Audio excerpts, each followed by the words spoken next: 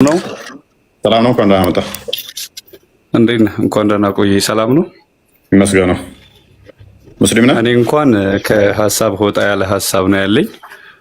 ሙስሊም ነህ? ኢብራሂም አሊ ይባላለሁ። ኦርቶዶክስ ነኝ። ኦርቶዶክስ የሆንኩት አሁን ደግሞ ያንተን ሁኔታ የምትናገረውን ነገር እውነት ሳቅ ደግሞ እጅግ በጣም ደስተኛ ሆኛለሁ ለማለት ነው። እፎዬ ኦኬ። ሌላው ምን መሰለ፣ በጣም ታመሜ ነው። ከአንድ አመት በላይ ታመሜ በጣም እንቅልፍ አልተኛም ነበር ሌሊቱን ሙሉ ለሙሉ። ከዛ ኦፕሬሽንም ለመሰራት ክፍለ ሀገር ወደ አዲስ አበባ ሄጄ ቤተሰብ ጋር ነበርና ያረፍኩት። እስኪ የሆነ ነገር እንሞክራሉ። ክርስቲያኖች ነበሩ በሰዓቱ። ከዛ በኋላ ጽፈው የሚካኤልን የጊዮርጊስን ምናምን የኪዳነ ምህረትን ጽፈው ምናምን አንሳ ሲሉኝ የኪዳነ ምህረት ወጣች ማለት ነው። ካራ አካባቢ ነበረ። ከዛ በኋላ ጸበል ይዘውኝ ሄዱ ጠዋት ማለት ነው። እየተጸበልኩ 3 ቀን ስጠጣ ስር የሚመስል ነገር ነበር የሚወጣልኝና በሶስተኛው ቀን እንቅልፌ መጣ። የእውነት እንደ ነብይ ነኝ ለማለት ሳይሆን እመቤቴ ማርያምና ክርስቶሱ ነው። በሶስተኛው ቀን ተኝቼ እንደዚህ ሰውነቴን ሲነኩኝ ይታየኝ ነበር። ማርያምን ነው የምልህ። ከዛ በኋላ 15 ቀን ተጸበልኩ፣ ዳንኩ ሙሉ ለሙሉ። ወዲያውኑ ኦርቶዶክስ ሆንኩ ማለት ነው። በጣም ደስ ይላል። እንኳን እግዚአብሔር ረዳ። 10 ዓመት እግዚአብሔር ረዳኝ። እመቤቴ ማርያም አማላጅ ሆነችልኝ። ወይል ምን መሰለህ፣ ከዛ በኋላ ግን የደረሰብኝ ብዙ ጥቃቶች አሉ። ትገለላለህ። በቤተሰቤ ችግር የለበትም። በሌላው ግን በአካባቢህ በሆንክ ሙስሊም ከነበርክ እንደዚህ አይነት ነገር ሲፈጠር ብዙ ጫና ነበረብኝ። ግን እዚህ ጋር መናገር የምፈልገው ክርስቲያን ህብረት የለውም፣ ኃይል የለውም፣ ጥንካሬ የለውም። እፎይኒ በአንተ ሁኔታ ጥቃት ሊያደርሱብህ ሌሎች አካላቶች ሲመጡ እሱ እኛ ነው ብሎ የሚጋፈጡ አይነት ነገር አይደለም። ሲጠቁ አንድ አይሆኑም፣ ሲወገዙ አንድ አይሆኑም። ገባ? እኔ ብዙ እስከ መብላት እስከ መጠጣት የማልችልበት ደረጃ ደርሼ ነበር። እንኳን አይደለም ዝማሬ መዝሙር ስከፍት ስራ ቦታ ነበረኝ። የኛ ረመዳን በዓል ነውና መዝሙር ዝጋለን ይሉኝ ሁሉ ነበር ማለት ነው። እውነትም ነገር ግን እዛ አካባቢ ያሉት ሰዎች ምንድነው አንድ ሆነው በአንድነት የተለያየ ሀሳብ እንኳን ቢኖራቸውም የተለያየ ሁኔታ ቢኖራቸውም እንኳን በዛች ነገር ግን አንድ ይሆናሉ። ኦርቶዶክስ አሁን እኔ መንገር የምፈልገው እግዚአብሔር ኃይል አለው፣ እግዚአብሔር አቅም አለው። ግን በሃይማኖት በኩል ሲጠቃ ሁሉም ኦርቶዶክስ መነሳት አለበት ብዬ አምናለሁ። አሁን በቅርብ እንኳን በዚህ ሰሞን የሆነ ጓደኛዬ የመስጊድ ስራ ሰርቶ ነበርና ካፊር ስለሆነ ነው ብለው ማቴሪያሉ መስሪያ ስራ እቃውን ይዘው የሰራበትን ሳይከፍለው ጭራሽ እቃውን ይዘውበት ቁጭ ብለዋል ማለት ነው። እና ፎይ ህብረት ይኖረን ኦርቶዶክሶች፣ እዚህ ጋር ያላችሁ ኦርቶዶክስ የሆናችሁ የምትሰሙ ህብረት ይኖረን። ስንጠቃ አንድ ይህንን አክቹዋሊ ከሌሎችም ይደርሰኛል እንደዚህ አይነት ነገሮች። ህብረት ብዙም የለንም። ቴክስቶችም ይገጥመኛል። ኢቨን ወደ ክርስትናው በደንብ ክርስቲያን ሆነው አስቀድመውም እንዳንተ መተውም ሳይሆን ክርስቲያንም ሆነው አስቀድመው ከዛ ዝም ብሎ ዓላማዊ ህይወት ላይ ቆዩና ልክ አሁን ክርስትናው ላይ ጠንከር ማድረግ ሲጀምሩ ምንድን ነው አንተ እንዴ መለክሴ ያጫወተ ካህን ነኛል ሰባኪ ነኛል ናኒ ድንቃ ምን ጠጣ እንጨፍር ኖ አይ ወደ ቤተክርስቲያን ኖ ምንድነው አንተ እንደዚህ እንትን አደረገ ምናምን የሚሉ የራስ ሰዎች ቤተሰብ ጭምር። ሴቷም እንደዛ ስትል ምንድነው ልሞነክሽ ያሰብሽ እንዴ? ራስ ቤተሰብ ነው ሼም የሚያደርገውና ልጆቻቸው ወደ ቤተክርስቲያን ከሚሄዱ ይልቅ ዘዴ አፍ መፍታት ሲጀምሩ የሚያስተምሯቸው ዘፈን ነው። ዘዴ መንቀሳቀስ ሲጀምሩ የሚያስተምሯቸው ዳሌዋን እንዴት ማወዛወዝ እንዳለባት ነው። ዘዴ ሰዎች መለየት ሲጀምሩ የሚያስተምሯቸው ብሔር ከብሔር ስድብ ነው። ልዩነት ነው፣ አንድነቱን ሳይሆን ልዩነት። ከዛ ያቺ ልጅ በምድረ ብታድርገው ዳሌዋን እያወዛወዘች እየዘፈነች እየጨፈረች እንጂ እየዘመረች እያሸበሸበች አይደለም። ያ ልጅ እንዴት ነው የሚያድገው? እነ ኤክስ የሚባሉትን እየደበደበ የአንተ ብሔር አይደሉም የአንተ እንትን አይደሉም እያለ እንደዛ የሚያሳድጓቸው ወላጆች በጣም እዚህ ላይ ልትሰሩ ይገባል። ክርስቲያናዊ ህብረት ልጆቻችሁን በቤተክርስቲያን ልታሳድጉ ይገባል። ልጆቻችሁን በክርስቲያናዊ ህብረት ውስጥ በቤተክርስቲያን ውስጥ አብረው ውጭ ብለው ከበሉ ቤተክርስቲያን ባህር ነች። ኬት የመጣ የሚገናኝባት ነች። አብሮ የበላ አብሮ የጠጣ አብሮ የተገናኘ አብሮ የተነጋገረ ምንም ቢሆን አይጨካከንም። በቤተክርስቲያን ውስጥ አብሮ ያሳለፈ ልጆቻችሁን አንቃችሁ በጭፋሬና በውዝዋዜ ታሳድጉና 15 ዓመት ሳይሞላት ነው አልታዘዝ የምትልሽ። 12 ዓመት ላይ ነው የሚሰድብሽ። ከዛ በኋላ ይድፋ ይገልብጥ እንደዚህ ያድርግህ እያልሽ እየረገምሽ ታሳድጊያለሽ ልጅሽን። እናት 12 ዓመት ሳይሞላው ነው መርገም ጀምሪው። ያ ልጅ ታዲያ እየረገምሽው አሳድገሽው እንዴት ነው እሱ ለአንቺ ትሁት አዛኝ ታዛዥ የሚሆነው? በህብረት ውስጥ አላሳደግሽውም። ስለዚህ በህብረት ውስጥ አላሳደጋችኋትም። ስለዚህ ያገኘችውን በድብብቆሽ ህብረት ማድረግ ትጀምራለች ማለት ነው። እና የጤናማ አይደለም። ወንድማችን ያነሳው ትክክለኛ ሀሳብ ነው። 10 ዓመት እንግዲህ ክርስትና በደንብ አይተዋል ብዬ አስባለሁ። በርታ። ወደ ቶፒካችን እንመለሳለን። እሺ፣ በደንብ አስተውሉ። ስምዖን ጴጥሮስ መልሶ አንተ ክርስቶስ የሕያው የእግዚአብሔር ልጅ ነህ። እስቲ ኮመንት ላይ ጻፉት። አንተ ክርስቶስ የሕያው የእግዚአብሔር ልጅ ነህ ብላችሁ እስቲ ኮመንቱ ጻፉት። ይሄ መልስ ዝም ብሎ አይነት መልስ አይደለም። ባይዘ ዝም ብሎ የተሰጠ መልስ አይደለም።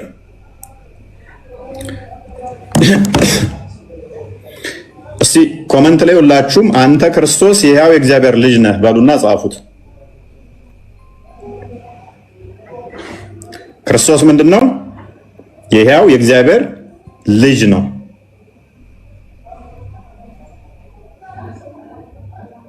ይሄ ምስክርነት ቀላል አይደለም። ክርስቶስ ምን አለ? ይህን ምስክርነት ኢየሱስ መለሰ እንዲህ አለው፣ የዮና ልጅ ስምዖን ሆይ በሰማያት ያለው አባቴ እንዴት እንዳጸደቀው ይሁት።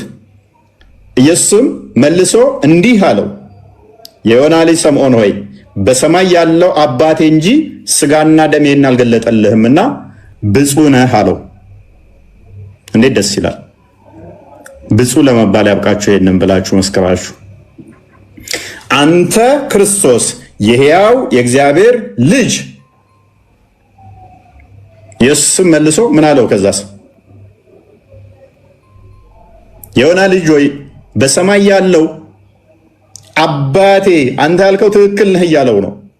አንተ ክርስቶስ የሕያው የእግዚአብሔር ልጅ ነህ ብሎ ሲለው ኢየሱስ ደግሞ ለሱ ኮንፈርሜሽን ምን ሰጠው? ትክክል ስለመለሰ ኢየሱስ መልሶ እንዲህ አለው፣ የዮና ልጅ ስምዖን ሆይ በሰማያት ያለው በደንብ አስተውሉ፣ በሰማያት ያለው አባቴ እንጂ ስጋና ደም ይሄንን አልገለጸልህምና ብፁዕ ነህ አለው።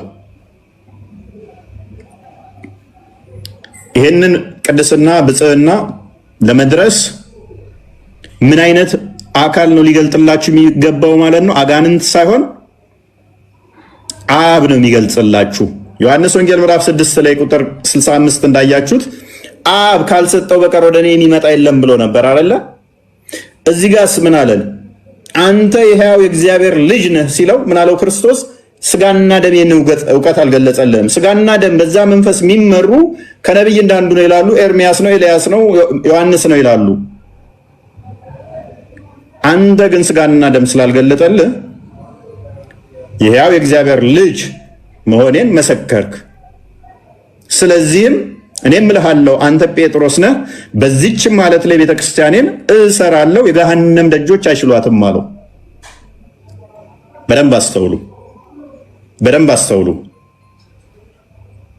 ስጋና ደም አይደለም የሚገልጽላችሁ ክርስቶስ የአብ ልጅ መሆኑን ለመመስከር እግዚአብሔር አብ ሲገልጽላችሁ ነው። በእስልምናው ግን አላህ ልጅ የለው የሚለውን የሚገልጽላችሁ አጋንንት ነው። አጋንንት ነው። የአብ ልጅ በስጋ የተገለጠው ግን አጋንንትን ሊያፈርስ ነው። የአጋንንትን አሰራር ሊደረምስ ነው።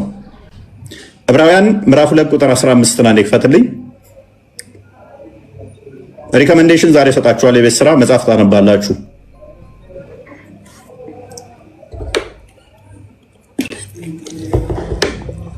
እንግዲህ ልጆቹ በስጋና በደም ስለሚካፈሉ እርሱ ደግሞ በሞት ላይ ስልጣን ያለውን በሞት እንዲሽር፣ በደንብ አስተውሉ። በሞት ላይ ስልጣን ያለውን በሞት እንዲሽር ልጆቹ በስጋና ደም ስለሚካፈሉ ኢሳይያስ ምዕራፍ 9 ቁጥር 6 ላይ ያ የሚወለደው ድንቅ መካር ኃያል የዘላለም አባት ተብሎ ይጠራል የተባለው እርሱ የተወለደው በስጋ የመጣው እንግዲህ ልጆቹ በስጋና በደም ስለሚካፈሉ እኛ ልጆቹ ነን፣ እርሱም አባታችን ነው። እርሱ ደግሞ በሞት ላይ ስልጣን ያለውን በሞት እንዲሽር ይኸውም ዲያብሎስ ነው። በሕይወታቸውም ሁሉ ስለ ሞት ፍርሃት በባርነት የታሰሩ የነበሩትን ሁሉ ነፃ እንዲያወጣ በስጋና በደም እንዲሁ ተካፈለ። በስጋና በደም የተካፈለው ለምንድን ነው? እሱ የዲያብሎስን ስራ ለማፍረስ። በደንብ አስተውሉ። እዚህ ጋር የአብ ልጅ መሆኑን ራሱ ክርስቶስ የተናገረውን አባቱ የተናገረውን ደቀ መዝሙርቱ የተናገሩትን አየን አይደለ? ለምንድን ነው በስጋ የመጣው ሲባል ምንድን ነው ይላል? የዲያብሎስን ስራ ሊያፈርስ። በደንብ አስተውሉ። መስመር በመስመር አስምሩበት። በስጋ የተገለጠው የአብ ልጅ ለምንድን ነው? የዲያብሎስን ስራ ለማፍረስ ነው። በደንብ አስተውሉ። እችን ከያዛችሁ፣ እቺ ከገባቻችሁ የትም አትነቃነቋትም። እንግዲህ ልጆቹ በስጋና በደም ስለሚካፈሉ እርሱ ደግሞ ሎክ በሞት ላይ ስልጣን ያለውን በሞት እንዲሽር ይኸውም ዲያብሎስ ነው። ዲያብሎስን ለማፍረስ ነው በስጋ የመጣው። ይኸውም ዲያብሎስ ነው። በሕይወታቸው ሁሉ ስለ ሞት ፍርሃት በባርነት የታሰሩ የነበሩትን ሁሉ ነፃ እንዲያወጣ በስጋና በደም እንዲሁ ተካፈለ ይለናል። ስለዚህ ክርስቶስ በስጋ የመጣው በስጋ የተገለጠው የዲያብሎስን ስራ ለማፍረስ ነው።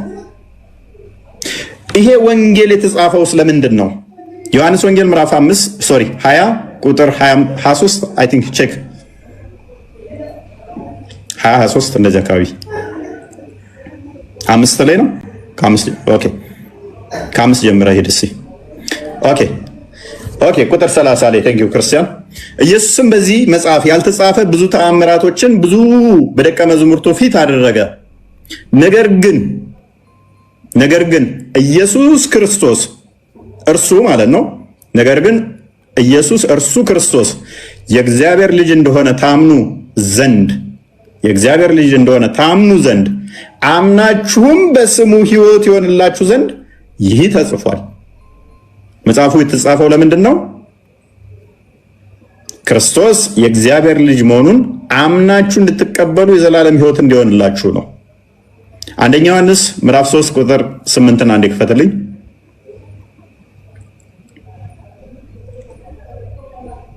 በደንብ አስተውሉ። ክርስቶስ የመጣበት ዓላማው ክርስቶስ ማን ነው የሚለውን ቁጥር 8 ላይ አስጀምረው ኃጢአትን የሚያደርግ ከዲያብሎስ ነው፣ ዲያብሎስ ከመጀመሪያ ኃጢአትን ያደርግ ነበርና። ዮሐንስ ወንጌል ምዕራፍ 8 ቁጥር 44 ላይ ሐሰተኛ ሐሰት አባት ተብሏል። ዲያብሎስ ሐሰትን ሲናገር ከራሱ ይናገራል ተብሎ ተነግሮለታል። ኃጢአትን የሚያደርግ ከዲያብሎስ ነው አለን። ዲያብሎስ ከመጀመሪያ ኃጢአትን ያደርጋል አለን። ስለዚህ የዲያብሎስን ስራ እንዲያፈርስ የእግዚአብሔር ልጅ ተገለጠ። እንዴት ደስ እንደሚል! የእግዚአብሔር ልጅ የተገለጠው ለምንድን ነው? የዲያብሎስን ስራ ለማፍረስ። የዲያብሎስን ስራ ለማፍረስ የእግዚአብሔር ልጅ ተገለጠ። ቁርአን ለምን እንደተጻፈ እንመልከት። ሱራ 18 4 አንዴ ክፈተው።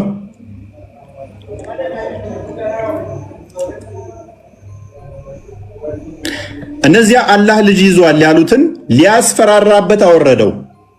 ቁርአን የወረደው ደግሞ በተቃራኒው መጽሐፍ ቅዱስ ላይ እንዳሳየዋችሁ ዮሐንስ ወንጌል ምዕራፍ 20 ቁጥር 30 ላይ ከ30 ጀምሮ መጽሐፍ ቅዱሱ የተጻፈው ክርስቶስ የአብ ልጅ መሆኑን እንድታምኑ ነው። ከ600 መሐመድ በፊት የተጻፈው መጽሐፍ ቅዱስ ክርስቶስ የአብ ልጅ መሆኑን አምናችሁ ሕይወት እንዲሆንላችሁ ነው።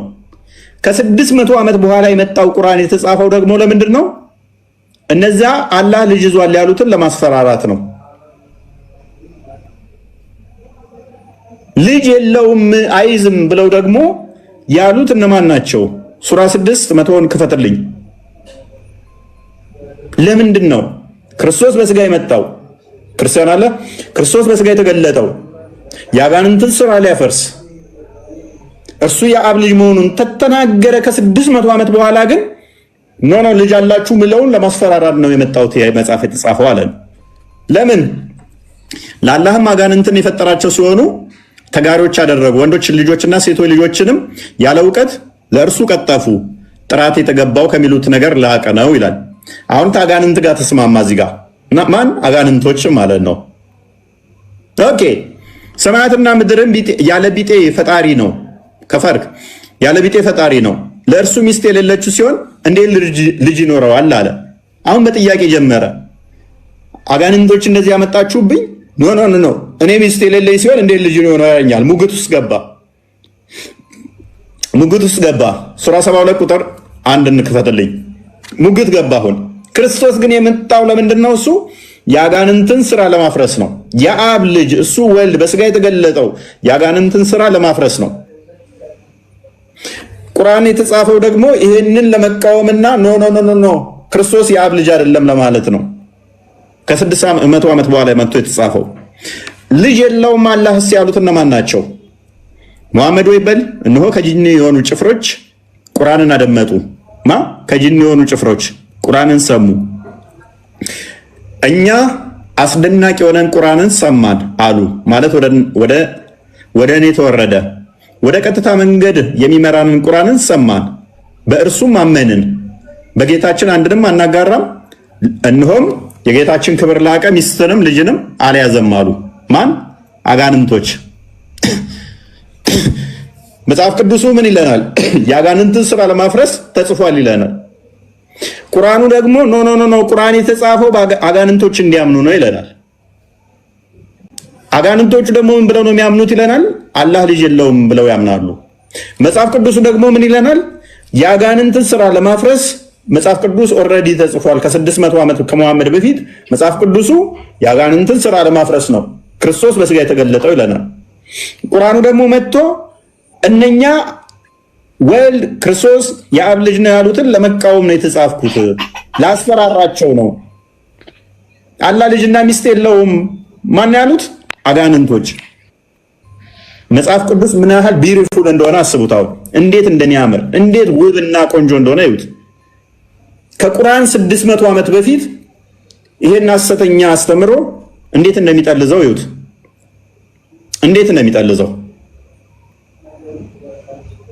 እንዴት እንደሚረርተው ይዩት።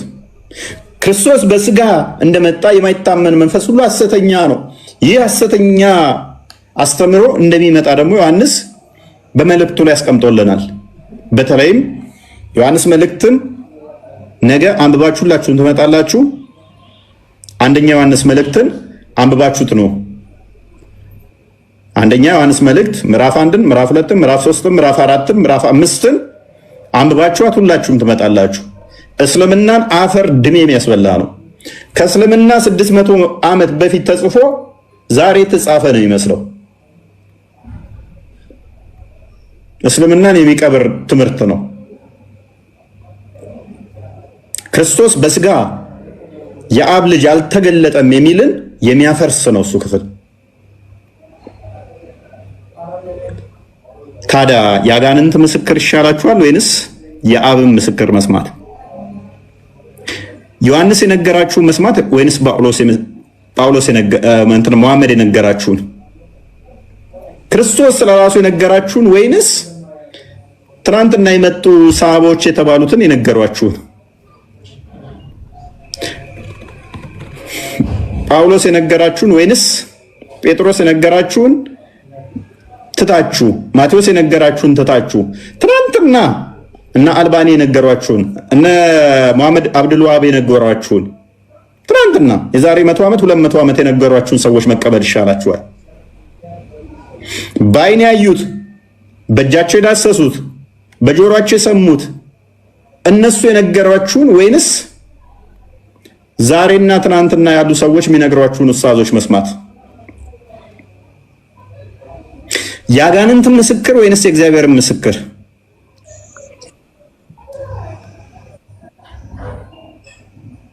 የትኛውን ትመርጣላችሁ ወገኖች? እኛ ግን ቅዱሱን መንፈስ የተቀበልን ቅዱሱ ቅባት የነካን እውነትን ከሐሰት የምንለይ እርሱ ክርስቶስ የአብ ልጅ እንደሆነ እንመሰክራለን። አብ ስለ ልጁ እንዲህ ብሏልና ማቴዎስ ወንጌል ምዕራፍ 3 ቁጥር 16 አንዴ ክፈተው። አብ ስለ ልጁ እንዲህ ብሎ መስክሯልና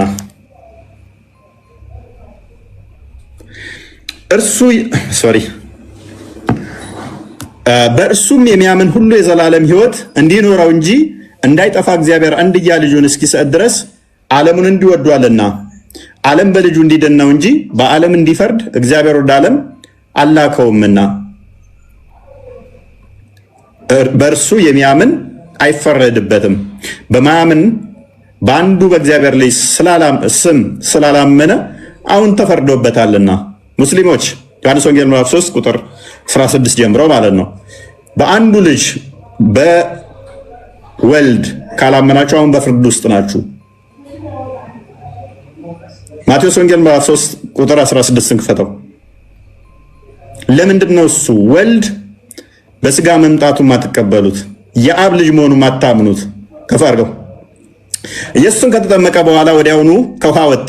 እነሆም ሰማያት ተከፈቱ፣ የእግዚአብሔር መንፈስም እንደ ርግብ ሲወርድ በእርሱ ላይም ሲመጣ አየ። እነሆም ድምፅ ከሰማያት ረባሰውሉ እነሆ ከሰማያት ድምፅ መጥቶ በእርሱ ደስ የሚለኝ የምወደው እንዴት ደስ እንደሚል የምወደው ልጄ ይህ ነው አለ። አብ ስለ ልጁ የምወደው ልጄ ይህ ነው አለ። እንዲህ መሰከረ። አጋንንት መጡና ከ600 ዓመት በኋላ ለሙሐመድ ኖ አላህ እኮ ልጅ ስለሌለው ሚስት ስለሌለው ልጅ የለውም አሉ። አብ እንዲህ ተናገረ። ከ600 ዓመት በኋላ አጋንንቶች ሙሐመድ ጋር መጡ። አላህ እኮ ሚስት የለውም ልጅ የለውም አሉ። አብ የተናገረውን አንቀበልም ብለን አጋንንት የተናገሩትን እንቀበል? ወገንታት ዮሐንስ ወንጌል ምዕራፍ 10 ቁጥር 15 ላይ እንደከተው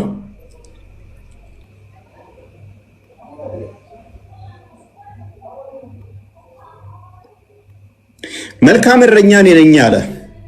ጠባቂ ማለት ነው።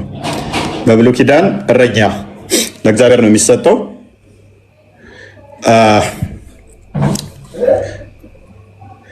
መልካም እረኛ እኔ ነኝ አለ።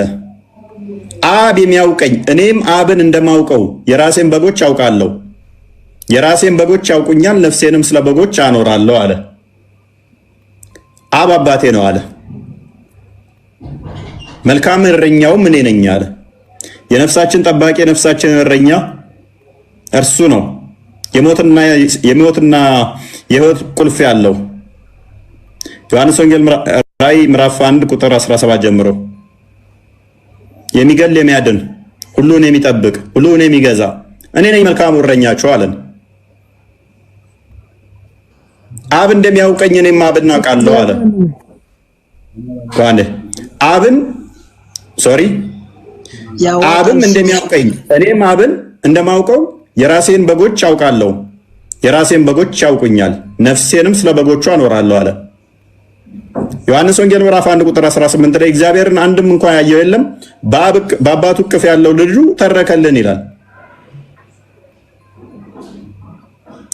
ታዲያ ከዚህ በላይ ምን እንስጣችሁ? ክርስቶስ ስለራሱ እንዲየተናገረ አባቴ አባቴ አባቴ እያለ የአጋንንትን አንድ ምስክር እዛችሁ አላህ ልጅ የለውም አጋንንት ስላሏችሁ የክርስቶስን ንግግር ለምን ትክዳላችሁ? ቀጥል ክርስቲያን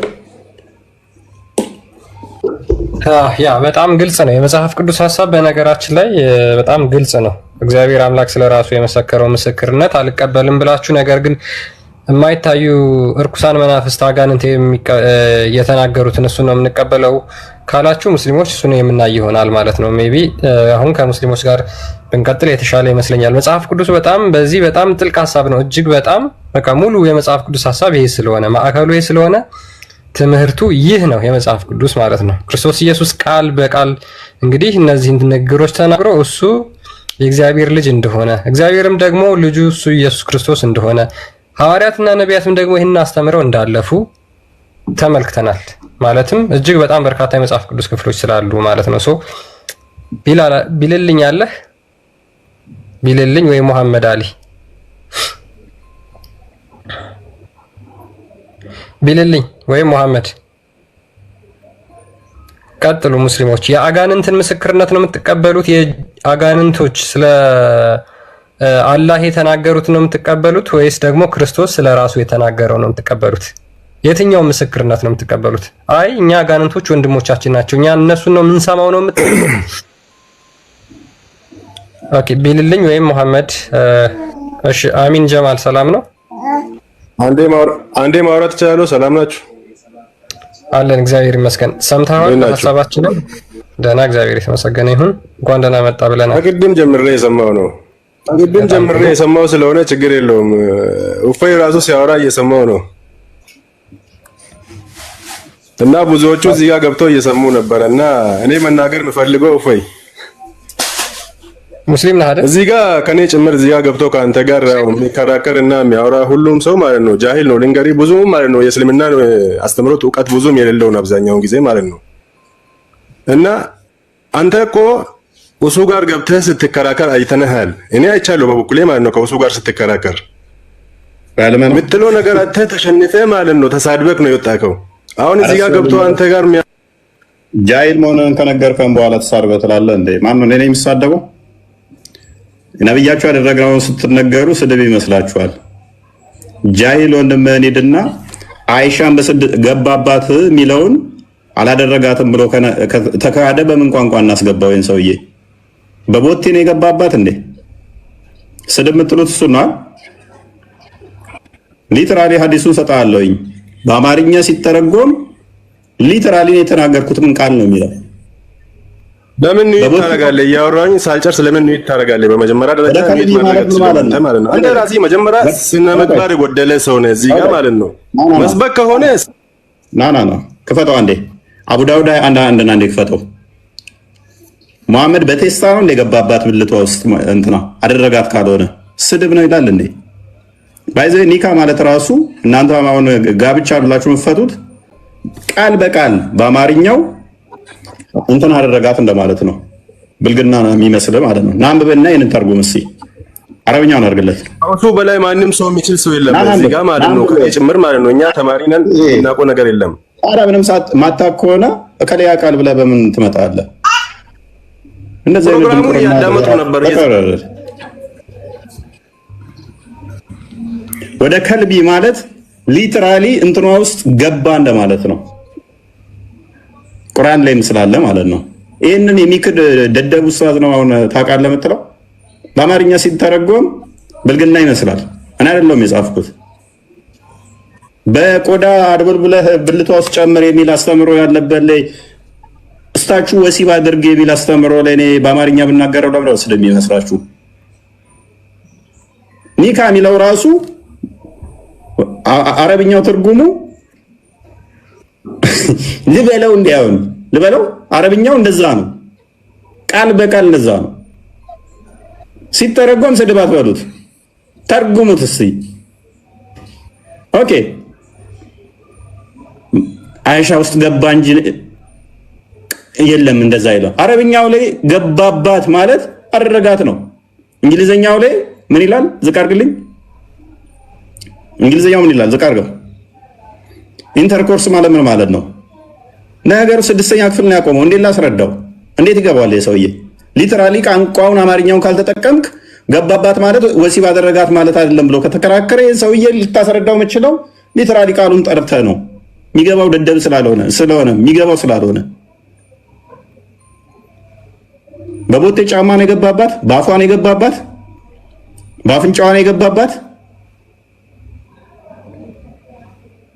አልደረሰችም የምትሉ ከሆነ ይስማማለሁ። ነገ ትናንት ብያችኋለሁኝ እኮ ታፋዋን ገጥሞ እንኳን ወሲብ ማድረግ ይችላል። የአንድ ዓመት ልጅን የአንድ ዓመት ህፃን ልጅን ታፋዋን ገጥሞ ታፋዋ ላይ ወሲብ ማድረግ ይችላል። ይሄን አንተ አስተምሮ ነው። በእጇ ወሲብ ማድረግ ይችላል። ካልደረሰች እጇን ተጠቅሞ ወሲብ ማድረግ ይችላል። እኔ ስተረጉመው ለምን ይከፋችኋል? ይሄ አጋንንታዊ ነው። ይሄ አጋንንት ምስክር ሲሰጣችሁ ነው።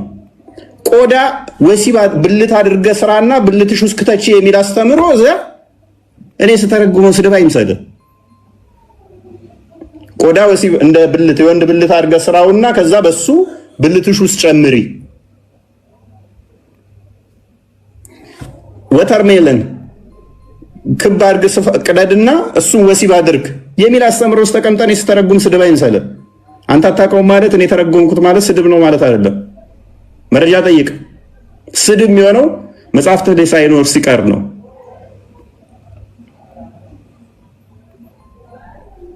የሞተ ሰው ወይንም የሞተ እንስሳ በመቀመጫው ወሲብ ማድረግ ከዛ መስገድ ይቻላል አይቻልም የሚል አስተምሮ ውስጥ ተቀምጠን ስተረጉመው አይቅፈፍ።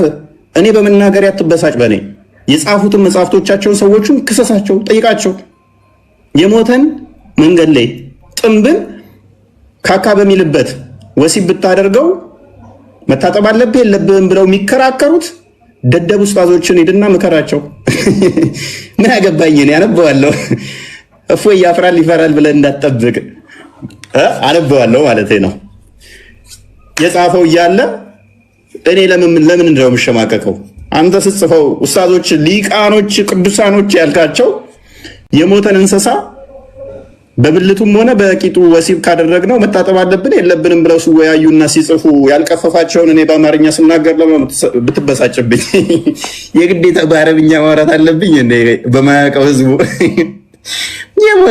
የሞተን እንስሳ ብልቱን ቆርጠን ሴቷ ብልቱን ቆርጣ የእንስሳም ሆነ የሰው ከጨመረች እንትማ ውስጥ መቼም አሁን ይሄንን በአማርኛ ነው ብለው ነው ከፈለኩኝ በአማርኛ ነው አለው። ስድብ ሊመስላችሁ ይችላል እናንተ። እኔ ስድብ ነው እያላምነው።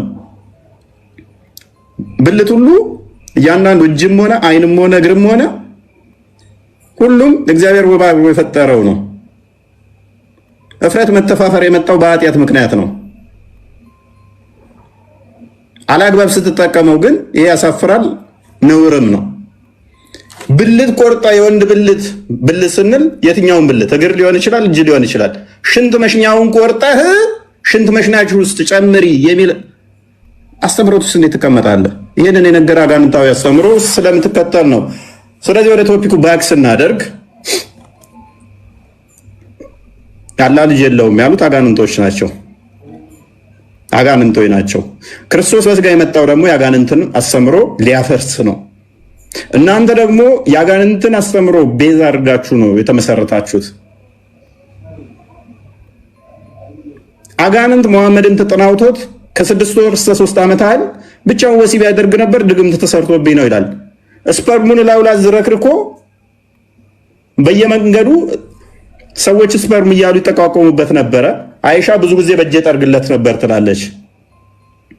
ይሄንን ስናገር አቡ ስፐርም ስለ ስፐርም ያወራል ይላሉ። እንደ ቴዎሎጂካል ይዘውት እነሱ ግን ምን ብለው ነው የሚያምኑት? ስፐርም ንጹህ ነው፣ ቆሻሻ አይደለም። በዚህ ላይ ክርክር አለባችሁ።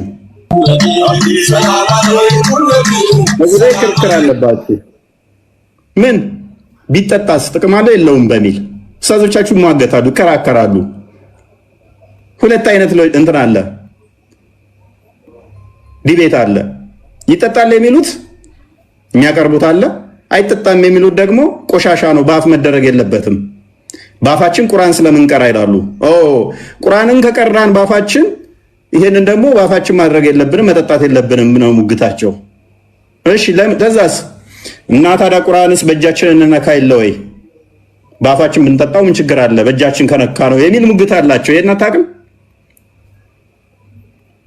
ነብያችን ላው ለስፐርሙን አድርጎ መስጊድ ይሄዳል። ስለዚህ ነጃሳ አይደለም ስፐርም ንጹህ ነው ችግር የለውም ብለው ያምናሉ። ለሙግታቸው እንዲረዳቸው ልብሱ ላይ ተዝረክርኮ መስጊድም ስለሚሄድ ብዙ ጊዜ አይሻም በእጄ ጠርግለታለሁ ከልብሱ ላይ ስላለች ስፐርም ችግር የለውም ብለው አርጉመንት ይሰራሉ። እኔ ሳነበው ግን እንዴት እንደዚህ ትላለህ አንተ? ስለ ስፐርም እንዴት ታወራለህ? ነውር ነው። ይጠጣል አይጠጣም ሙግት ውስጥ ያሉ ሊቃውንቶችህ እያሉ እኔ ነብይህ ላይ ስፐርሙን አዝረክርኮ መስጊድ ይሄዳል ላው ላይ ሰዎች ይጠርጉለታል ስል እንዴት እንዲህ ትላለህ አንተ? አቡ ስፐርም ስለ ስፐርም እንዴት ምናምን። ሙግቱ እኮ አርጉመንቱ ከፍ ብሎ ፕሮቲን አለው የለም እኮ ነው ሙግታቸው ይታወቃለች። አንተ ደግሞ ምንድነው ማሜታው እንጂ ነው ረብሽ እነሳን ቶፒክ ላይ መልሰው እነዚህን አልተተረገጠው ይበቃቸው። ወደ ቶፒክ መልሰው እምነት ስለሆነ ያላቸው አሁን ይሄን ቶፒክ ስታወራ በጣም ነው ደስ የሚላቸው እነሱ። እኛ ደግሞ በጣም ይቀፈናል፣ ምክንያቱም ያጋንንት ስለሆነ ማለት ነው። ያጋንንት አስተምሮ ስለሆነ እኛ እንጸየፈዋለን። ዑለሞቻቸውና ኡስታዞቻቸው ግን ቁጭ ብለው በዚህ እነዚህ አይነት ትምህርቶችን ነው የሚያስተምሩት እንጂ ስለ አምላካቸው ያን ያህል የሚያውቁት ነገር ስለሌለ እንግዲህ ታፍነው ዝም ይላሉ ማለት ነው። መሐመድ አሊ መሐመድ ያጋንንት መዝሙር የሚያሰማን ያጋንንት ታሰማበል ምን በደለ ያ መጽሐፍ ቅዱስ እንግዲህ ቅድም እንዳነበብነው ክርስቶስ ኢየሱስ የእግዚአብሔር ልጅ መሆኑን ከብዙ አይነት ምስክርነት ተመልክተናል። ለዛም ነው መጽሐፍ ቅዱስ የሐዋርያው ዮሐንስ በመልእክቱ አንደኛ መልእክቱ ምዕራፍ 1 ላይ እንደዚህ ብሎ ይናገራል። ስለ ሕይወት ቃል ከመጀመሪያው የነበረውንና የሰማነውን በዓይኖቻችንም ያየነውን የተመለከትነውንም ሉክ ስለ ሕይወት ቃል ክርስቶስ ኢየሱስ እሱ ሕይወት ሰጪ ነው አይደለ? በእኔ የሚያምን የዘላለም ሕይወት አለው ብሎ ተናግሯል። እኔ እውነትም መንገድም ሕይወትም ነኝ ብሎ ተናግሯል። ያ ነው ራሱ ክርስቶስ ኢየሱስ የሕይወት ቃል ነው። ስለዚህ ስለሱ ከመጀመሪያው የነበረውን የሰማነውን በዓይኖቻችንም ያየነውን የተመለከትነውን እጆቻችንም የዳሰሱትን እናወራላችኋለን ይላል መጽሐፍ ቅዱስ። ያ እነዚህ ሁሉ የዳሰሱት የሰሙት በዓይኖቻቸው ያዩት የተመለከቱት ምንድን ነው? እሱ ክርስቶስ ኢየሱስ የእግዚአብሔር ልጅ መሆኑን ማለት ነው። ሕይወት ተገለጠ። ክርስቶስ ተገለጠ፣ አይተንማል፣ እንመሰክርማለን። ከአብ ዘንድ የነበረውና ለኛም የተገለጠውን የዘላለም ሕይወት እናወራላችኋለን። ሉክ ከማን ዘንድ የነበረው? ከአብ ዘንድ ከአባቱ ዘንድ የነበረው በአባቱ እቅፍ ያለ አንድ ልጁ እሱ ተረከው አይደል የሚለው ምዕራፍ 1 ቁጥር 18 ላይ ዮሐንስ ወንጌል። ስለዚህ ከአብ ዘንድ የነበረው ያ ክርስቶስ ኢየሱስ በመጀመሪያ ቃል ነበር፣ ቃልም በእግዚአብሔር ዘንድ ነበር ብሎ የተናገረው ማለት ነው። ያ ቃል በስጋ ተገለጠ። ይህንንም ሐዋርያቶች አዩት፣ ዳሰሱት፣ ተመለከቱት፣ ሰሙት። ስለዚህ ከአብ ዘንድ የነበረውን ለእኛም የተገለጠውን የዘላለም ሕይወት እናወራላችኋለን ይልና እናንተ ደግሞ ከእኛ ጋር ህብረት እንዲኖራችሁ ያየነውንና የሰማነውን ለእናንተ ደግሞ እናወራላችኋለን። ህብረታችንም ከአባት ጋር ከልጁም ከኢየሱስ ክርስቶስ ጋር ነው ብሎ ይናገራል። ያ በዓይኔ የታየው የተዳሰሰው ይሄን ሁሉ ሐዋርያቶች ያዩትን አስቀምጠውልናል ማለት ነው። እንግዲህ ምስክሮቹ እነማን ናቸው የሚለውን አብ ስለ ልጁ መስክሯል፣ ክርስቶስ ኢየሱስ ስለ አባቱ መስክሯል፣ ሐዋርያቶች መስክረዋል፣ ነቢያቶች መስክረዋል። በእስልምናስ የእስልምና መስካሪዎች እነማን ናቸው?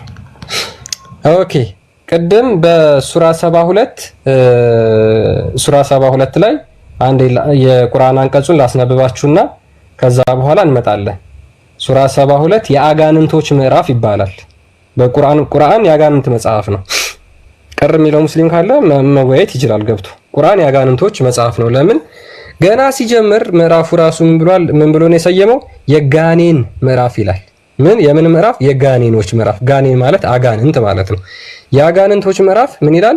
ሙሐመድ ሆይ በል እነሆ ከጋኔን የሆኑ ጭፍሮች ቁርአንን አዳመጡ፣ እኛ አስደናቂ የሆነን ቁርአን ሰማን አሉ ማለትን ወደ እኔ ተወረደ። እነማን ናቸው ቁርአንን ያደመጡት? እነዛ ጋኔኖች ማለት ነው።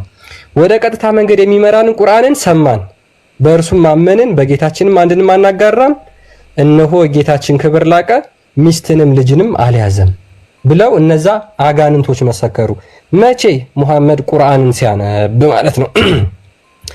ይሄንን የት እናገኘዋለን? ቁጥር 19 ላይ እዛው ዝቅ ብላችሁ እነሆ የአላህ ባሪያ ሙሐመድ አላህን የሚጠራ ሆኖ በተነሳ ጊዜ አጋንንቶች በእርሱ ላይ ድርብርቦች ሲሆኑ ቀረቡ። አጋንንቶችን የሚያስደስት መጽሐፍ የሚባለው መጽሐፍ ቁርአን ነው። እነዚህ አጋንንቶቹ ደግሞ ማን እንደሰሙ ምስክሩ ምንድነው? ሳሂህ አልቡኻሪ 3859 ላይ ምን ይላል? ናሬትድ አብዱራህማን እንደተረከው አያስክድ ማስሩቅን ጠየቁ። who informed the prophet about the jinns at the night when they heard the Quran?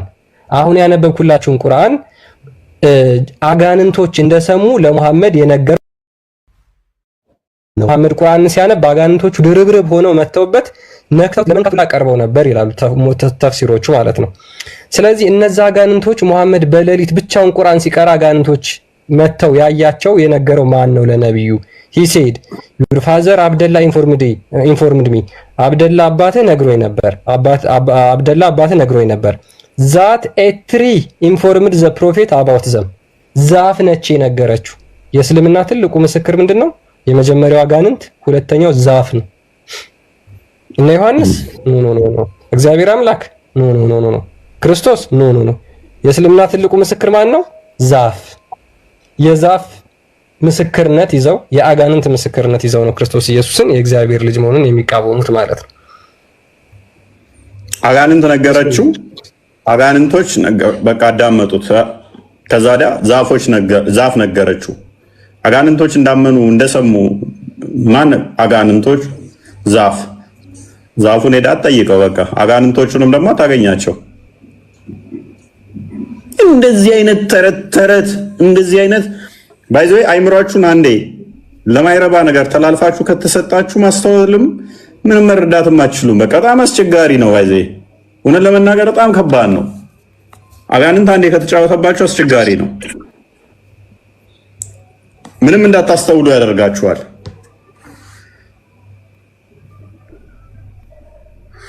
ቀጥል። አይምሯቸውን እውነት ነው ፎይ እንግዲህ አሳልፎ ለራሳቸው ለፍቃዳቸው አሳልፎ ይሰጣቸዋል። ለምን? እግዚአብሔር አምላክ የሚነግራቸውን የራሱ ምስክርነት ሊቀበሉት የማይችሉት ከሆነ ክርስቶስ ኢየሱስ እናንተም ደግሞ ይህንን አትቀበሉምን? ወደኋላ ለመሄድ ትፈልጋላችሁን ብሎ ጠይቋቸው ነበረ። አዎ እንፈልጋለን ካሉ ሂዱ ብሎ ነፃ ፍቃዳቸውን አክብሮ ወደ ፈለጉበት እንዲሄዱ ክርስቶስ ኢየሱስ የራሱን ፈቃዳቸውን የራሳቸውን ፈቃድ ይሰጣቸዋል ማለት ነው። ለማይረባ አሳልፎ ይሰጣቸዋል። ለማይረባ አሳልፎ ሲሰጣቸው ደግሞ የሚከተሉት ምንድነው? የዛፍ ምስክርነት። የዛፍ ምስክርነት በደንብ አስተውሉ። አጋንንቶቹ እንዴት ነው አጋንንቱ ማመናቸውን በምንድነው የምናውቀው ብለው ዳውት ሲያደርጉ ሰዎቹ አይ ዛፍ ነች ነገረችው። ሙሐመድ በምን አወቀ አጋንንቶች እንዳመኑ? አጋንንቶች አላህ ልጅ የለውም እንዳሉ አንተ የቀረኸውን እንዴት ተቀበሉ? ዛፍ ነግራኛለች። ክርስቶስ በስጋ መጥቶ የነገረንን አንቀበልም። አብ በደመና የተናገረውን አንቀበልም። ሐዋርያቶች የነገሩንን አንቀበልም። አጋንንት ነግረውታል። ከዛፍ ሰምቷል። አንደኛ ዮሐንስ ምዕራፍ 5 ቁጥር 16 አይ ቲንክ ቼክ አድርግልኝ። ከ16 ጀምሮ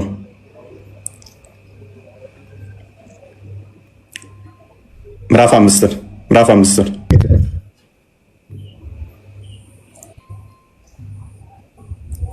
ኦኬ እሺ ከፍ አድርገው እግዚአብሔርን ልጅ መጣ። ኦኬ በቃ ዝቅ አድርገው ትንሽ መልሰው ዝቅ አድርገው ወደ ቁጥር 8 ላይ ናለች።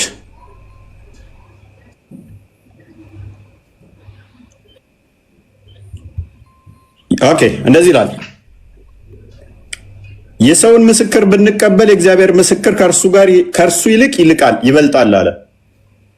አይደለም ያጋንንትና የዛፍ ምስክር፣ የሰውን ምስክር ብንቀበል የእግዚአብሔር ምስክር ከእርሱ ይልቅ ይበልጣል። ስለ ልጁ የመሰከረው የእግዚአብሔር ምስክር ይሄ ነውና። እንዴት ይገልጸዋል አንተ ይሄንን ቃል? አሁን የሰው ምስክር እንደው ከአጋንንት ከዛፍ ምስክር እንግዲህ የሰው ምስክር ምን ያህል የተሻለ እንደሆነ አስቡት።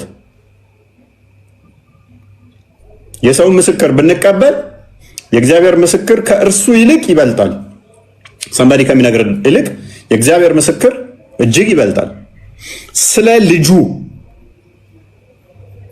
የመሰከረው የእግዚአብሔር ምስክር ይህ ነው፣ በእግዚአብሔር ልጅ የሚያምን በነፍሱ ምስክር አለው።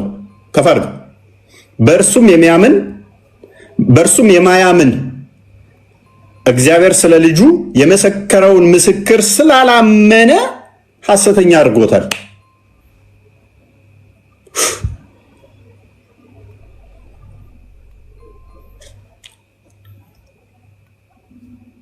ስለ ልጁ የመሰከረው ማን ነው? አብ ራሱ ነው። እርሱ የምወደው ልጄ ነው ስሙት ብሎ ማቴዎስ ወንጌል ምዕራፍ 3 ቁጥር 16 እስከ 17፣ ማቴዎስ ወንጌል ምዕራፍ 17 ላይ ከቁጥር 5 ስለ ልጁ የመሰከረው አባቱ ራሱ ነው።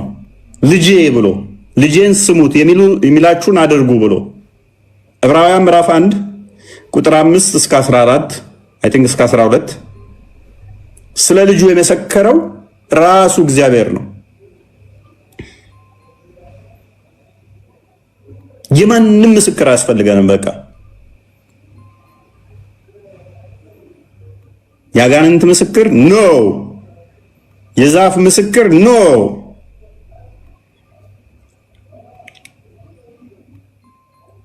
ምንድነው የመሰከረው? በልጁ እንድታምኑ። በልጁ ካመናችሁስ ከፍ አድርገው ትንሽ እግዚአብሔር የዘላለምን ሕይወት እንደሰጠን ይህም ሕይወት በልጁ ምስክሩ ይህ ነው። ልጁ ያለው ሕይወት አለው፣ የእግዚአብሔር ልጅ የሌለው ሕይወት የለውም። ፔሬድ። ልጁ ያለው ሕይወት አለው፣ የእግዚአብሔር ልጅ የሌለውስ ሕይወት የለውም።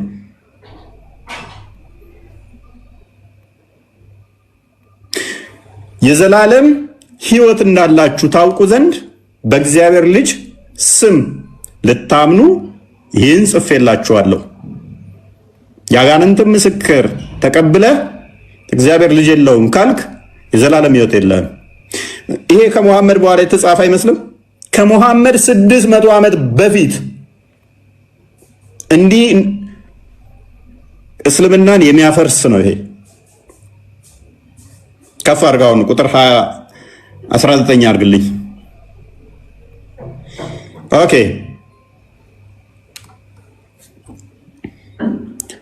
እሺ፣ ከእግዚአብሔር እንደሆንን ዓለምም በሞላ በክፉ እንደተያዘ እናውቃለን። ዓለም የሚሰማው ዓለሙን ነውና የአጋንንትን ትምህርት እያዳመጡ ብዙዎች ከሃይማኖት ይወጣሉና ከዓለም የሆኑት እንደዛ ናቸው። እኛ ይሄንን እናውቃለን፣ እውነትን ከሐሰት እንለያለን። የእግዚአብሔር ልጅ እንደመጣ ማን እንደመጣ? የእግዚአብሔር ልጅ እንደመጣ እውነተኛ የሆነውን እናውቅ ዘንድ ልቦናን እንደሰጠን እናውቃለን። እኔና እናንተ ታድለን ነው። ይሄ ምለው ነገር ሴንስ እየሰጣችሁ ነው፣ በደንብ እየገባችሁ እየተረዳችሁት ነው። ምክንያቱም ልቦናችሁ እናንተ ተከፍቶ ነው። እዛ ጋሉ አጋንንት እየተጫወተባቸው ምን እየተወራ እንኳን ማይረዱ፣ እያዩ ማያዩ፣ እየሰሙ ማይሰሙ፣ በራቸውን ቤታቸውን አይምሯቸውን አሳልፈው ለአጋንንት የሰጡ የእግዚአብሔር ልጅ እንደመጣ እውነተኛም የሆነውን እናውቅ ዘንድ ልቦናን እንደሰጠን እናውቃለን። እውነተኛ በሆነው በእርሱ አለን። እርሱ ማን ነው? ልጁ ኢየሱስ ክርስቶስ ነው። እርሱ እውነተኛ ነው። እርሱ እውነተኛ አምላክና የዘላለም ሕይወት ነው። ልጁ ማን ነው? ክርስቶስ። እኔ እውነት ሕይወት መንገድ ነኝ ስላለ እርሱ እውነተኛ አምላክ ነው። እርሱ የዘላለም ሕይወት ነው። ዮሐንስ ወንጌል ምዕራፍ 6 ቁጥር 40 እንደሚናገረው፣ ዮሐንስ ወንጌል ምዕራፍ 11 ቁጥር 25 እንደሚናገረው። ይሄንን ለማወቅ ግን ልባችሁ ሊከፈት አይምሯችሁ ሊሰራ ይገባል። አሌስ አትረዱትም፣ አሌስ አይገባችሁም። ምን እንደተወራ እንኳን ላትረዱት ትችላላችሁ።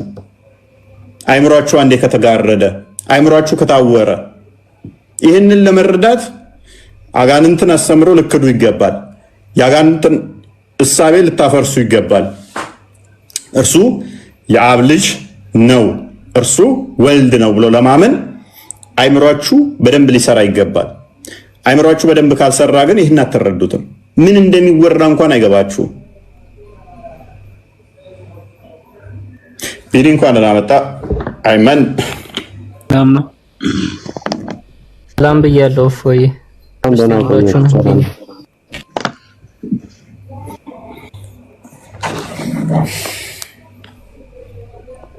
ቀጥሉ።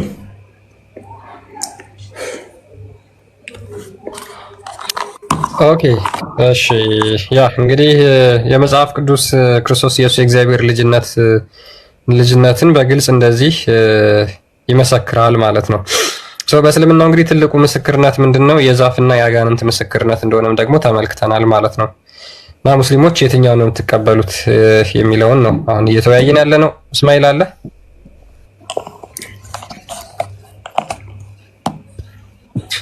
እስማኤል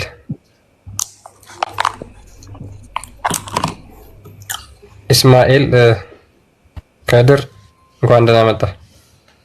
ሰላም ነው አለ ሁሉ ሰላም። እንዴት ነህ? አለ። ኦኬ ሰምተዋል። ጥያቄያችንን ሀሳባችንን ሰምተዋል። ክርስቶስ ኢየሱስ መጽሐፍ ቅዱስ ላይ ቃል በቃል እኔ የእግዚአብሔር ልጅ ነኝ ብሎ ይናገራል። ይሄንን ለምን አትቀበልም ከድር?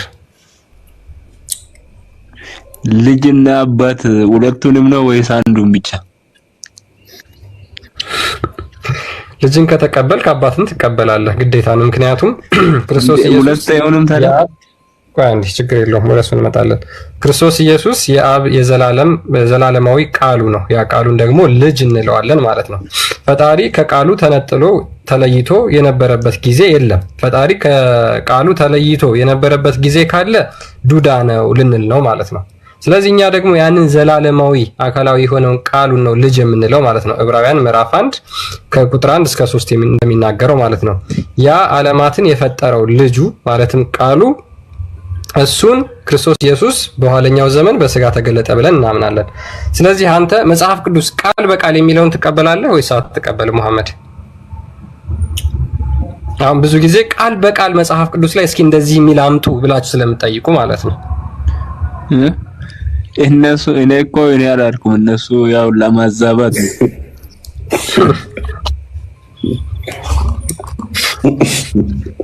አይ እኔ እኮ ግራ ይገብ ሁለት እዛ ሆኖ አይጣሉብኝም። አንዱ ግባጅነት ስለ አንዱ አትግባ ብሎ ቢጣሉብኝስ? እሱ ያለው ምን ላይ መሰለህ? የፍቃድ ልዩነት ሲኖር ነው፣ የስልጣን ልዩነት ሲኖር ነው። በቀራ 116ን ክፈተው እስቲ ክርስቲያን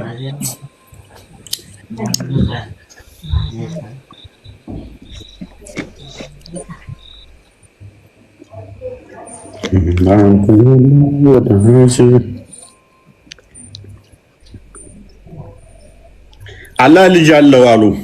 ጥራት የተገባው አይደለም። በሰማያት በምድር ያለው የእርሱ ነው፣ ሁሉም ለእርሱ ታዛዥ ናቸው አለ። ልጅ ካለኝ አይታዘዘኝም ብሎ ያምናል አላህ። አሁን ይሄ ምንድነው? እሱ አላህ ልጅ የለውም። ፍራቸው ምንድነው? እሱ አንተ እንዳልከው አሁን ይጣላሉ ነው። ምክንያቱም አንደኛው ይለዋል። ይሄ ሙስሊሞቹ ሎጂክ ነው። አንደኛው ላይ ፋይት ነው የምታወራው። አይልም አዘ አይልም እኮ አንድ በውስቲ ያለ ሁሉ የእርሱ ነው፣ ሁሉም ለእርሱ ታዛዦች ናቸው። ስለዚህ ልጅ ካለኝ አይታዘዘኝም ነው በተዘዋዋሪ 1935 እንክፈተው።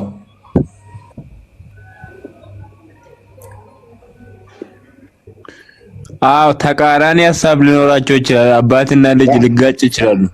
አምላክ እንዴት ልጅ ሊኖረው ይችላል? ሁሉ እሱ እኮ ነው። በሰማይና በምድር ያለው ይጎላል ብሎ ስለሚያስብ ነው። አይ አውሻው ጭንቅላት ሳይኖረው ልጅ ካለኝ ግን ጎደሎ ሆናለሁ ይላል። ዋብያ እንደመሆነ እስቲል አሁን በጎደሎ አካላት ውስጥ እየኖረ ልጅ ካለኝ ጉድለት ነው ብሎ ነው የሚያስበው። አላህ ልጅን መያዝ አይገባውም። ከጉድለት ጠራ ይላል። ነገር በሻው ጊዜ የሚለውን ሁን ወዲያውም ይሆናል። ልጅ ካለኝ ጎዶሎ ነኝ ብሎ ነው የሚያስበው። ጭንቅላት ግን የለውም። ጭንቅላት አለመኖሩ ጉድለት ነው ወይንስ ሙላት ነው? ኢስላም ያንተ እኮ ነው ችግርህ እኮ። ጭንቅላት የሌለው አካል ሙላት ነው ወይንስ ጉድለት ነው? አካል አለው፣ ዛት አለው፣ ጅስም አለው ካለማ ጉድለት አለው እንጂ ጭንቅላት የሌለውማ ጉድለት አለው። ኦኬ። ነገር ግን ጭንቅላት የሌለው አካል እያመለጠ አንድ ሰው ልጅ ካለው ጎዶሎ ነው ብሎ ሲያስብ አስበዋል? እስማኤል አላህ ጭንቅላት አለው ካለ ያው ጎዶሎ ነው። አላህ እጅ አለው ብለህ በጣም ነው አይደለም? እስማኤል እግር አለው ብለህ የለውም? እስማኤል ኢስላም ሶሪ አሁን ሌላ ፖለቲካ ተምትሰራ ሌላ ቦታ ሊካተራ ስለራስህ እንትን ላይ ቁም እኮ ስለራስህ እያወራሁ ነው። የአንተ አምላክ ጭንቅላት የለውም እግር ነው። ነገር ግን ልጅ አለ ከተባለ ጉድለት ይመስለዋል ማለት ነው። የጎደለ ይመስለዋል። ለአምላክ ይገባዋል። እግር እንዴት ለአምላክ ይገባዋል? እንዴት ለአምላክ ይገባዋል? እግር እንዴት ይገባዋል? እግርስ ጭንቅላት የሌለው እግር ምን አይልም እኮ ቅንጭላት የሌለው እኮ አይልም። ያልተጣፈውን እኮ ቁርአን ላይ እኮ አንተ እኮ ነው የምታወራው። ጭንቅላት አለው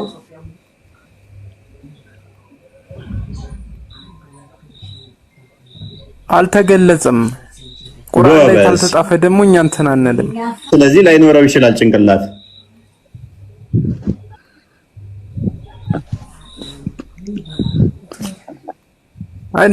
አንተ እኮ ሶስት አምላክ እኮ ነው የምታመልከው። አንድ ሺህ ምን አገናኘው ከቶፒኩ ጋር? ከጠየቅን ጋር ምን አገናኘው?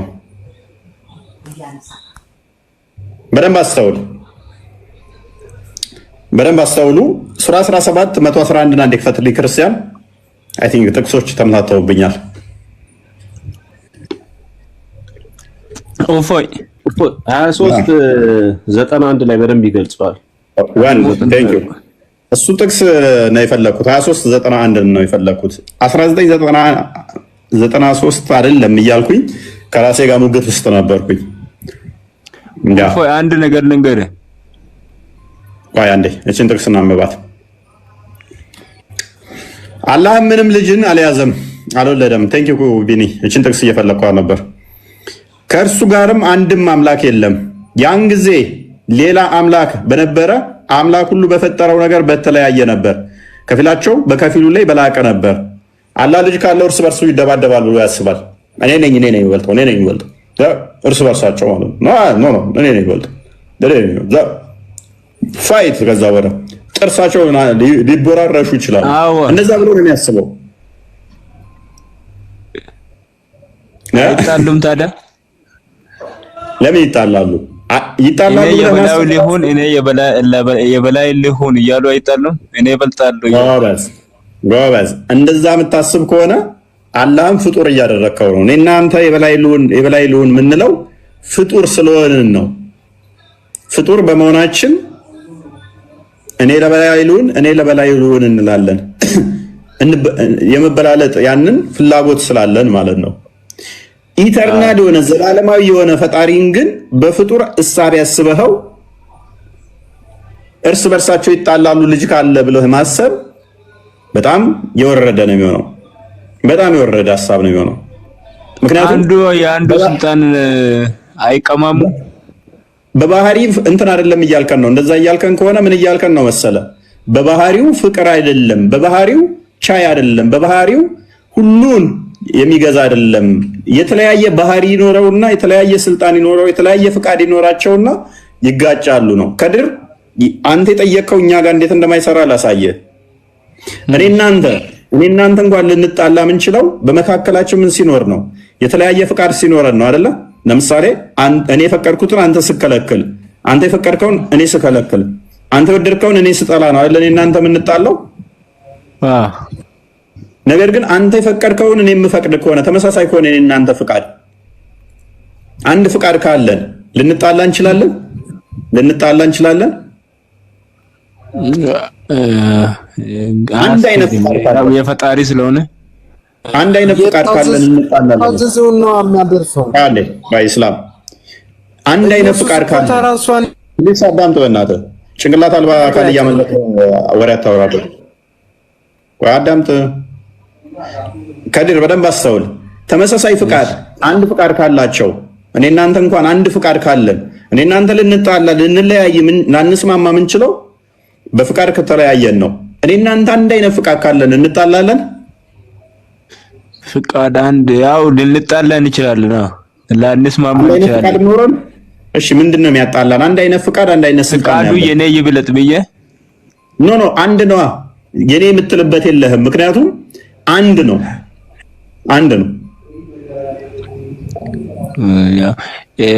እኔ የምልህ ግን አሁን ያውኑ ልጅ ዛት አለው አላህ ካለ ሱራ 8:30 ወደ ሙሴ ሲያወራ እንጨቱ ላይ ቆሞ ነው እንዴት አካሉን ጉስበቱን እንዴት ተሸክሞ ነው ብለህ ጠይቅልኝ እስቲ። አሁን አካል አለው እሺ ትጠይቀዋለህ። የኛን አንዴ ልመልስላችሁ። እዚህ ጋር አላህ ልጅ ቢኖረው እርስ በርሱ ይጣላል ይላል።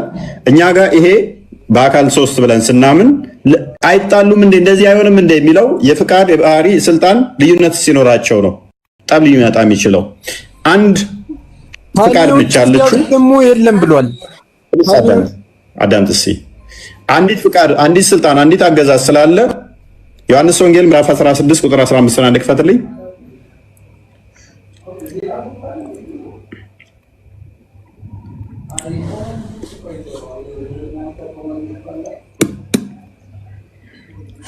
ለአብ ያለ ሁሉ የኔ ነው አለ። አብ ያለው ሁሉ ወልድ ካለው የኔ ይበልጣል አይመጣውም። በደንብ አስተውሉ። አብ ያለው ሁሉ ወልድ ስላለው ወልድ ያለው ሁሉ አብ ስላለው አብ የሚያደርገውን ሁሉ ወልድ ስለሚያደርግ ወልድ የሚያደርገውን ሁሉ አብ ስለሚያደርግ የፍቃድ ልዩነት የለም፣ የስልጣን ልዩነት የለም። ዮሐንስ ወንጌል ምዕራፍ 10 17 ቁጥር 10 እንክፈተው። አብ ያለው ሁሉ ወልድ አለው፣ ወልድ ያለው ሁሉ አብ አለው፣ አብ ያለው ሁሉ ወልድ አለው። ቫይስ ቨርሳል ማለት ነው። ሁለቱ ብቻ ናቸው። የኔ ሆነ ሁሉ በደም አዳም የኔ ሆነ ሁሉ ያንተ ነው። ስለዚህ አብ የሚያደርገውን ሁሉ ወልድ ያደርጋል። ወልድ የሚያደርገው ሁሉ አብ ያደርጋል። አብ የሚያደርገው ሁሉ ደግሞ ወልድ ያደርጋል። የስልጣን የፍቃድ ልዩነት የለም። ጠብ ሊኖር አይችልም። ኦፎ መንፈስ ቅዱስ አለ። መንፈስ ቅድም እኮ ያነበብኩልህ እኮ እሱ ውስጥ ይነግራቸዋል ነው የሚለው። እያየኸው ነው አለቡት ፕሊዝ እኮ ከእሱ ወስዶ ነገረ ማለት እሱ ስላለው መንፈስ ቅዱስ መጥቶ ደግሞ ይነግራል። መንፈስ ቅዱስ ደግሞ ከነሱ አይለይም ማለት ነው። አብ ያለው ወልድ ካለው አብ ያለው ወልድ በሙሉ ካለው ወልድም ያለውን አብ በሙሉ ካለው ልዩነት የላቸውም ማለት ነው። መንፈስ ቅዱስ ደግሞ ያንን ሲነግርህ መንፈስ ቅዱስ የአብን የወልድንም ቢነግርህ አንዲት ፍቃድ አንዲት ስልጣን ትሆናለች ማለት ነው። በሶስቱ መካከል የፍቃድ የስልጣን ልዩነት አይኖርም ማለት ነው። ሉክ የኔም የሆነ ሁሉ ያንተ ነው፣ ያንተውም የኔ ነው፣ እኔም ስለነሱ ከብሬ ያለው ከዚህም በኋላ በዓለም አይደለሁም እርሱም በዓለም አይደሉም እኔም ወደ አንተ ምናምን እያለ ይቀጥላል። እኔስ ብዙም አይታየኝም። ስለዚህ አንዱ ያለውን አንዱ አለው። የፍቃድ የስልጣን ልዩነት ስለሌለ ጠብ አይመጣም። አማልክት የሚሆኑት የፍቃድ የስልጣን ልዩነት ሲኖር ነው። አንድ መለኮት አለ ብለን ነው የምናምነው። አንድ አምላክ አለ ብለን ነው የምናምነው። አሁን ወደ ቶፒኩ መልሰው አንድ አምላክ ኢስላም ይነግራቸዋል። ከአብ ወስዶ ነው የሚናገረው። ኢየሱስ ክርስቶስ ከአባቱ ወስዶ ነው። ጅማሮ አለው ማለት ነው። ይሄ ደግሞ ጅማሮ አለው ማለት ነው። ጅማሮ አለው ነው የሚለው። አሁን እዚህ ተረጋጋ። ከአብ ወስዶ ይነግራል። ይውሰዳ ይበላ፣ ምን ችግር አለው? የአብ ቃሉ እኮ ወልድ ነው። የአብ ቃሉ ራሱ እኮ ወልድ ነው። ራሱ ክርስቶስ እኮ ነው። የአብ ቃል ራሱ ክርስቶስ ነው። ከአብ ነግራችኋለሁ ቢል ምን ችግር አለው? ካለ የአብ ቃሉ ደግሞ ራሱ ወልድ ስለሆነ ማለት ነው። ራሱ አይናገርም ማለት ነው። እዚህ ጋር ክርስቲያን ራሱ መናገር አይ በእናትህ ተረጋጋ። ሱራ 8:30 ክፈት በለው እስቲ አንዴ። ሱራ 8:30 እሺ ክፈትለት። አይ 28:30 28:30 እፎይ። ወደዛ ከሚሄዱ በፊት ግን ከድርንም ሆነ ሙስሊሞችን አንድ ትንሽ ጥያቄ ልጠይቃቸው። ከድር ይሰማል? አምላክ በባህሪው ቅዱስ ነው፣ ከኃጢአት ሁሉ የጎደለ ነው ብለህ ታምናለህ? ከኃጢአት እንዴት? ኃጢአት የሚባል ነገር እሱ ጋር አይደርስም፣ ወይም ከኃጢአት የጎደለ ማለት ኃጢአት አይሰራም ማለት ነው፣ ንጹህ ነው ብለህ ታምናለህ? በውስጡ ምቀኝነት አለበት አምላክ? በባህሪው ምቀኛ ነው?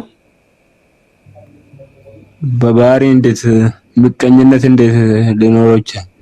ስለዚህ የለበትም፣ ንጹህ ነው፣ ከዚህ የጸዳ ነው አይደል? አንተ ጋር እናወራም። ተውፊቅ ግባና አውራ። አንተ ጋር እናወራም። አንተ ቢኒ ዝም በል። እስላም አንዴ ቆይ፣ ትንሽ ደቂቃ ብቻ ጠይቄ ነው ፕሊስ። አንተ ጋር እናወራም። አታወራም አንተ። መድኃኒዓለም ምን ሆነ ነው? አታወራም። ታውቀኛለህ እንዴ? ምን አድርጌያለሁ? አታወራማ። አውቃለሁ። አሁን ለታሁሱ ቤት ገብተህ ነበር። አቤት በስመ አብ ወወልድ ወመንፈስ ቅዱስ። እሺ ለማንኛውም ከድር በአምላክ ውስጥ ምቀኝነት ከሌለ ሩጠህ ነው ሁሱ ቤት ገብተህ። ኧረ በእኔ ምን ሆኖ ነው የልጅ አሟል እንዴ? በመድኃኒዓለም እሺ እንዴት እንደሚያስፈልግ የጠራውን ኡስታዝ ተከታይ ከሆነ ከዚህ የተሻለ ጭንቅላት አይኖረውም። ጋይድ ያ ለማንኛውም ከድር የምነግርህ ነገር ምን መሰለህ፣ አምላክ በውስጡ ቅናት ከሌለ፣ ምቀኝነት ከሌለ፣ ኩራት ከሌለ ልጅ ቢኖር አይ ቅናተኝነትማ ቅናተኛ ነው እንጂ አምላክ ይቀናል እኮ። አንተ እሱን ትተህ ሌላ ወደ ሌላ ቢታመልክ አምላክ ቅናተኛ ነው የምትለው?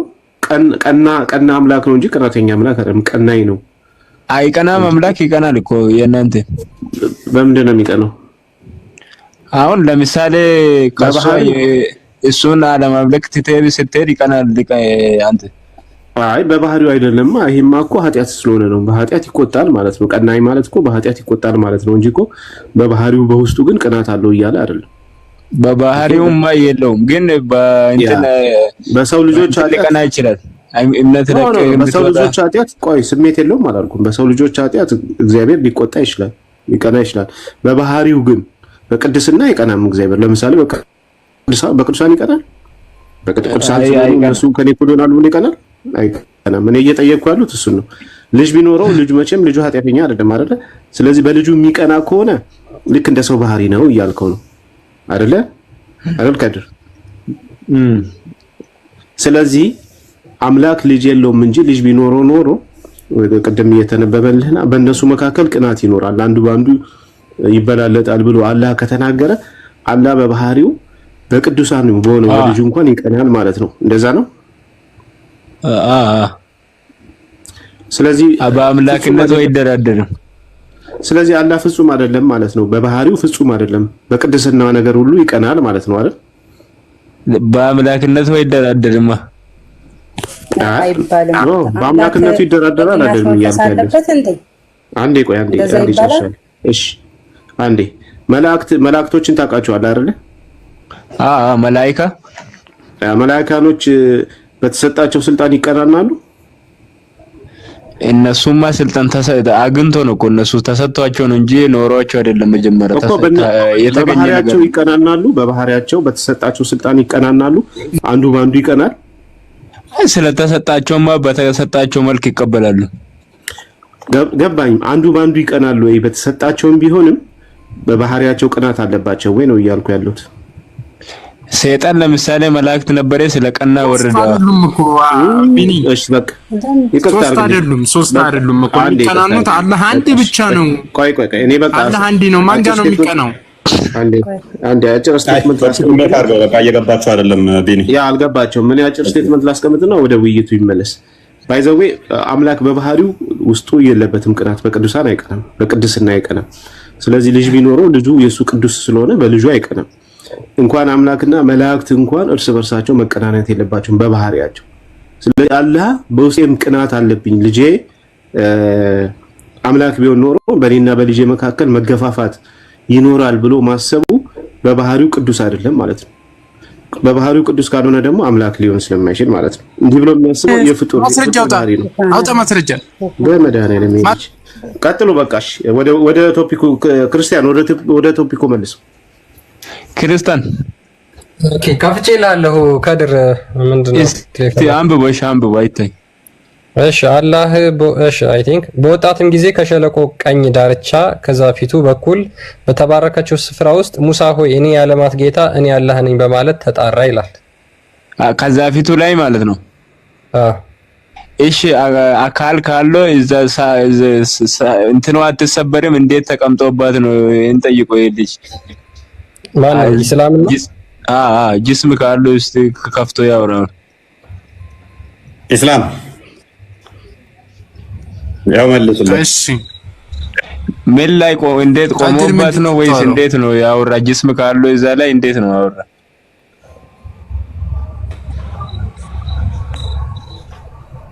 ኢስላም